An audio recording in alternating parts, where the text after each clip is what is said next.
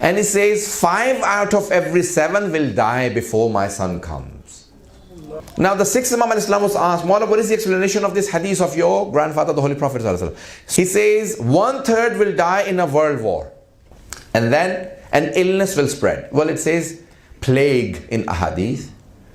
But when I was reciting this in California, a person said to me, I'm a scientist, and today plague is not that old illness. Anything which is contagious and killers. Contagious meaning one person can catch it from the other. And killers, it can lead to death. It's a type of plague. So there are all of these illnesses spreading on earth. A hadith say from the 6th Imam Islam that many of these will start, but they will be controlled. Yes? They will start a pandemic or whatever you want to call it. The United Nations has some words for it. That it spreads on earth and it kills. An illness spreads like swine flu, like bird flu, anthrax, Ebola in West Africa these days. Yes? Or any illness. Many illnesses will start before the end of time. Many will start. Like we've had in the past 20 years, many. Okay? The hadith says that many of those will start, but they will stop. They will not kill 1/3 of the world's population. So in today's figures, about 2.5 billion people will die through that illness. Okay? The Imam ﷺ has described that it will spread, it will start, it will stop. And people will take precaution each time.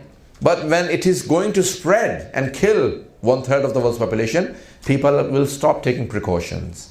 They will say, it starts and nothing happens. And that's the time when it will spread. Did you all get it? That will be the final time. So the Imam is also asked, Maulana, where will the war happen and where will the illness? So he said towards the western side there will be the war, and east there will be the disease or the illness. So a hadith say that when the illness or the war starts, just before the war starts, you will have the signs. Keep 11 months ration at home. These are not the exact words. But for example, the dry food, yes? Things like flour, things like rice and lentils and everything. The dry food for 11 months. The 6th Imam. To be precise, the word Spain has been used. But I believe that it is not just Spain. It means Europe, probably. That's my understanding, but I could be wrong. Okay?